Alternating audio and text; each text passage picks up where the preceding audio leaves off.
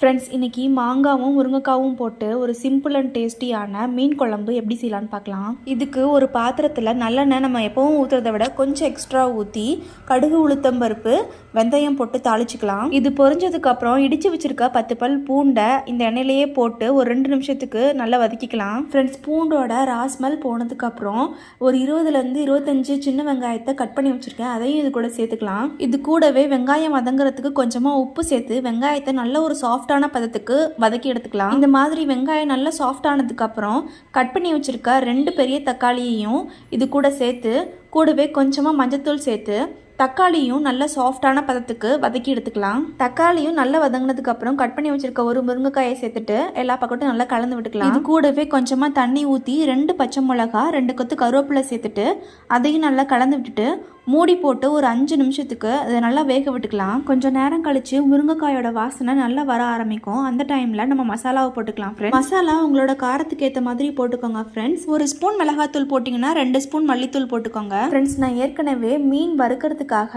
மிளகாத்தூள், மல்லித்தூள் சேர்த்து மசாலா பேஸ்ட் ரெடி பண்ணி வச்சுருந்தேன். அது மீதமாயிட்டனால அதையும் நான் இது கூட சேர்த்துக்கிட்டேன். பத்தாவதுக்கு நான் எக்ஸ்ட்ரா பவுடர் சேர்த்துக்கிட்டேன் ஃப்ரெண்ட்ஸ். மொத்தமாக 2 ஸ்பூன் மிளகாத்தூள், 4 ஸ்பூன் மல்லித்தூள் சேர்த்துருக்கேன் ஃப்ரெண்ட்ஸ். இந்த மாதிரி நல்லா கலந்து விட்டது அப்புறம் ஒரு பெரிய லெமன் சைஸ் புளியை நான் ஏற்கனவே தண்ணியில் ஊற வச்சிருக்கேன் ஃப்ரெண்ட்ஸ்.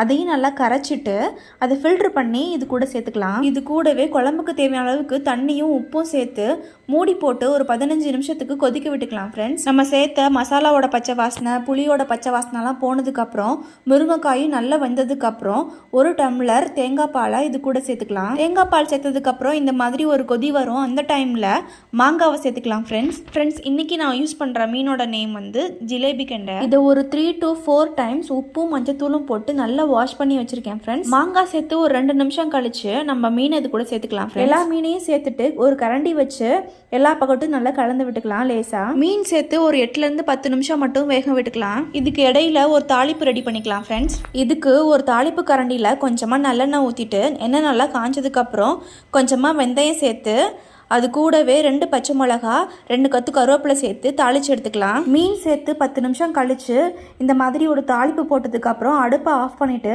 மூடி வச்சுட்டு ஒரு 3 hours கழித்து இதை நம்ம சர்வ் பண்ணிக்கலாம் ஃப்ரெண்ட்ஸ். அவ்வளோதான் ஃப்ரெண்ட்ஸ். நல்ல ஒரு சூடான சாப்பாட்டில் நம்ம பண்ண மீன் குழம்பை ஊற்றி அதை நல்லா பிசைஞ்சிட்டு கொஞ்சமாக மாங்காய், கொஞ்சமாக வறுவல் மீன், அப்படி இல்லைனா கொஞ்சமாக குழம்போட மீன் எடுத்து வச்சு பசைஞ்சு சாப்பிட்டிங்கன்னா அவ்வளோ சூப்பராக இருக்கும் ஃப்ரெண்ட்ஸ். நீங்களும் இந்த மாதிரி வீட்டில் செஞ்சு சாப்பிட்டு என்ஜாய் பண்ணுங்கள். தேங்க்யூ.